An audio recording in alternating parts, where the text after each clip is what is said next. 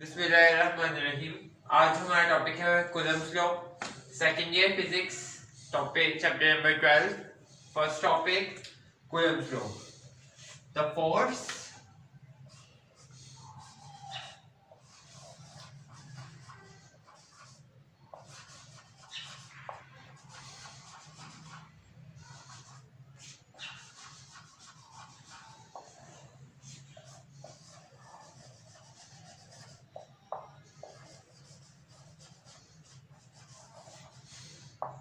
The force between two point charges is directly proportional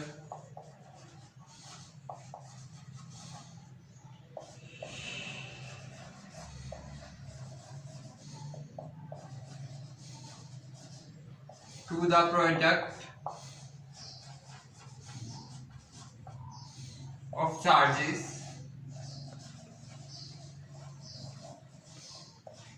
and inversely proportional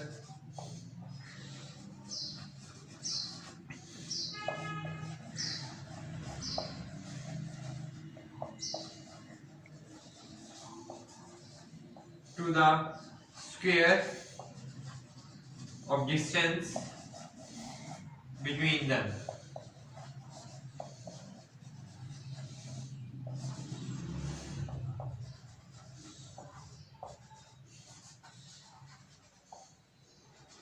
यह है definition कि किसी भी दो पॉइंट चार्जेस के दरमियान जो फोर्स ऑफ अट्रैक्शन या इधर फोर्स ऑफ रिपल्शन होगी वो डायरेक्टली प्रोपोर्शनल होगी उन दोनों के मैग्नीट्यूड के चार्ज के मैग्नीट्यूड्स पे, और जो उनके दरमियान डिस्टेंस होगा जिसे हम आर से डिनोट करते हैं उसके इनवर्सली प्रोपोर्शनल होगी।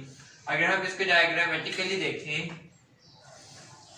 Let this Q1 like this Q2 और इन दोनों के दरमियान जो डिस्टेंस है वो है R। तो मैथमेटिकली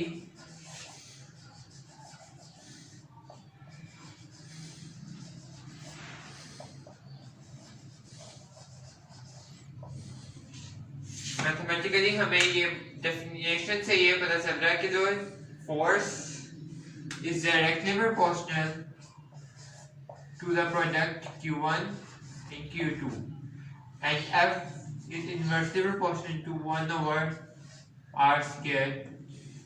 this means कि जो इसका डिस्टेंस है जिसे हमने R से डिनोट किया, आप इसे D से भी कर सकते हैं, उसका स्क्वायर के इनवर्सली प्रोपोर्शनल है फोर्स।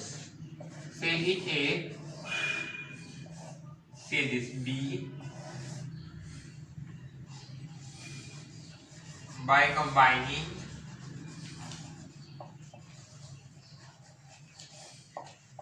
A and B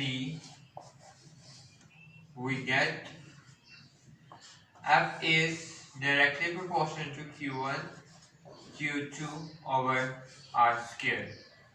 यहाँ पर जहाँ पर प्रोपोर्शनैलिटी कांस्टेंट यूज करेंगे दैट्स K, और उसके बाद जो हमारी equation for the Coulomb's force बनेगी वो बनेगी K Q1 Q2 by R square।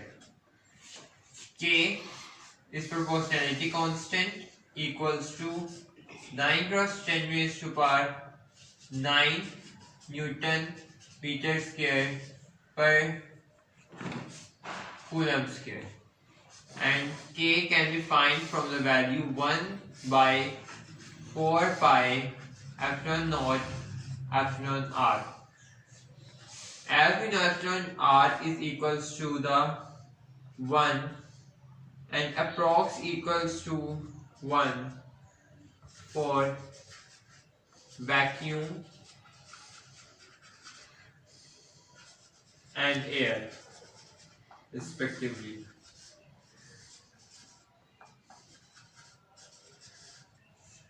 This implies K equals to 1 by 4 pi epsilon naught. 1 by 4 pi and epsilon naught की वैल्यू है 8.85 cross 10 raised to power minus 12 Coulomb square per Newton per meter square। इससे आप calculate करके k की value निकाल सकते हैं और वो वैल्यू सेम आएगी 9 क्रॉस 10⁻⁹। इसके बाद अगला जो फैक्टर है वो है ER एप्सिलॉन R। जब भी दो पॉइंट चार्जेस के दरमियान एयर और वैक्यूम होगी तो उसकी अट्रैक्शन जो है वो अट्रैक्शन या रिपल्शन की फोर्सेस ज्यादा होंगी। अगर हम इन दो चार्जेस के दरमियान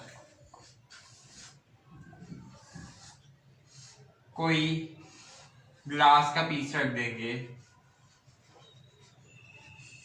तो इनकी जो फोर्स है वो वीक हो जाएगी।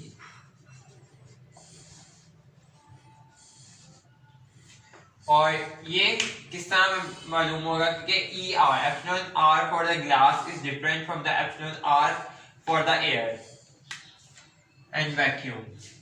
इसी तरह से जब हम इसका रिलेशन फाइंड करेंगे कि फोर्स के साथ क्या रिलेशन होगा, एयर और वैक्यूम में एप्सिलॉन R सबसे कम होता है और फोर्स ऑफ अट्रैक्शन सबसे ज्यादा होती है। तो जब हम k को कांस्टेंट की वैल्यू लेंगे 1/4 पाई E नॉट ER और इसको हम डायरेक्टली पुट करेंगे अपने इस फॉर्मूले C में।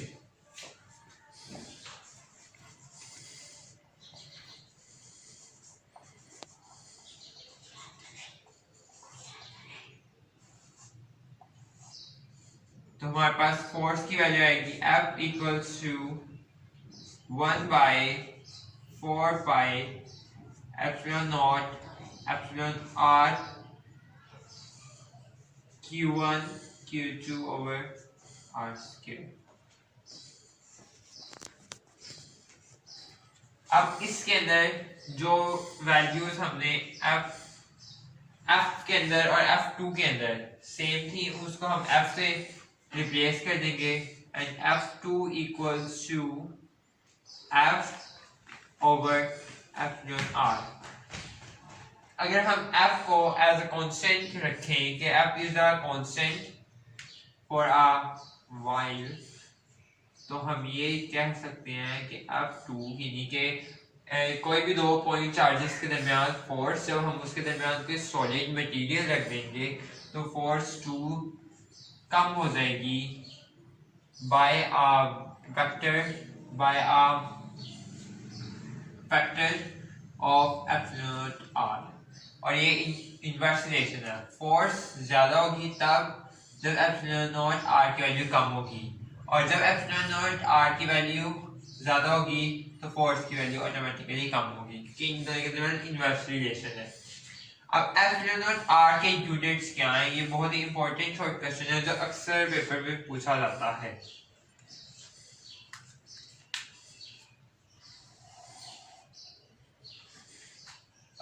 इस वाले फॉर्मूले को हम यूज करेंगे F2 equals to F over epsilon not R। तो हमारे पास आएगा एप्सिलॉन R इक्वल्स टू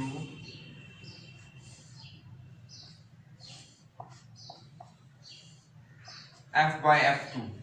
देखिए एप्सिलॉन नॉट इधर से आ जाएगा और ये F2 इधर आ जाएगा तो हमारे पास याद आएगा जब इन दोनों की यूनिट्स है न्यूटन और न्यूटन जब कैंसिल होगा epsilon R has no unit.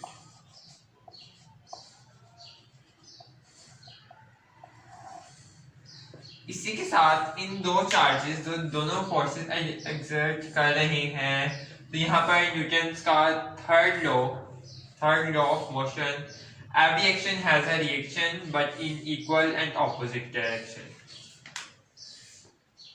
फिर यहाँ पर पॉजिटिव एंड नेगेटिव, ये इसको अपनी तरफ अट्रैक्ट करेगा और नेगेटिव चार्ज इसको अपनी तरफ अट्रैक्ट करेगा। Let this force F21 and let this force F12. This is Q1 and this is Q2. According to the Newton's law, every force has an equal but opposite reaction. This implies F12 equals to minus F21.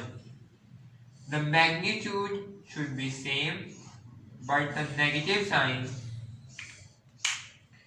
shows the opposite direction. This implies the positive sign always attracts the opposite charge, negative, towards it, and the F21 equals to minus F12, and this implies that the negative charge applies the equal but opposite direction force on the positive charge to attract towards it. That's it. Thanks for watching.